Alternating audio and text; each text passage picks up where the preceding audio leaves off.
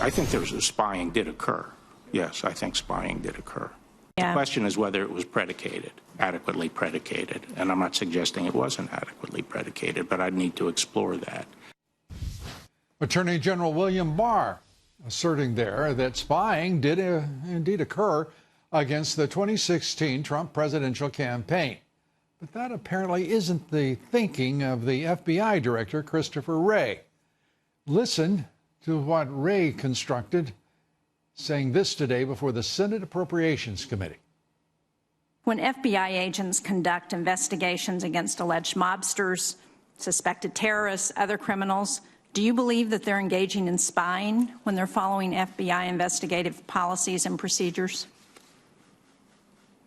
Well, that's not the term I would use. There are lots of people have different colloquial phrases. I believe that the FBI is engaged in investigative activity, and part of investigative activity includes surveillance activity of different shapes and sizes. And to me, the key question is making sure that it's done by the book. Well, just for reference, Merriam-Webster Dictionary defines spying as, amongst other definitions, to watch secretly, usually for hostile purposes, to watch secretly as a spy. Even former Director of National Intelligence, Director James Clapper, admits that the FBI's actions against the Trump presidential campaign do, in fact, meet the definition of spying. It took him a while to come to that conclusion. Perhaps Wray will be next in line to do so. Joining us tonight, Judicial Watch President Tom Fitton. Tom, you have had some of the busiest years of your career, I know.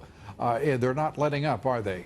Tomorrow, the Judiciary Committee in the House prepares for a contempt vote against William Barr, the Attorney General, a contempt of Congress. This is on its face madness and mindless. Your thoughts? Well, the Attorney General has been remarkably transparent with the Mueller report, and so he's going to be found in contempt of Congress by the House over an argument over whether documents that he's legally prohibited from giving them should be released anyway, contrary to federal law, something that could put him in jail and others in jail if they were released inappropriately. It shows you this is just another abuse of power in a long series of abuses of power by the Democrats that began during the Obama administration, continued through the Mueller FBI operation, and now the baton has been passed to Jerry Nadler at the DOJ to continue to abuse power to harass President Trump. And of course, you know, it's a nice distraction from the fact that the Democratic National Committee, the Democratic Party apparatus, has been caught using donor dollars to collude with the Russian intelligence to attack a domestic political opponent. But that attention they can't escape ultimately.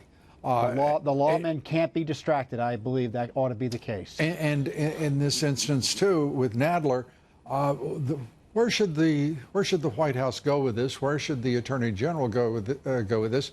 The logical first impression, it seems to me, is go to court and end this nonsense.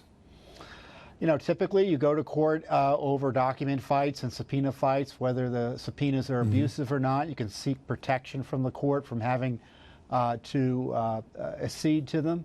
Or if there are documents you want to withheld under court protection, you can make the argument to the court. And I think there's a strong argument that can't be overcome without Congress literally changing the law to withhold grand jury material.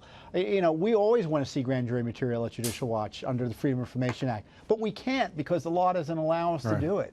And you got to change the law to fix it, if indeed it needs to be fixed in this regard. But so, you know, it's a fundamental distraction from the fact, for instance, as you point out at the top of this segment, the FBI has no leadership.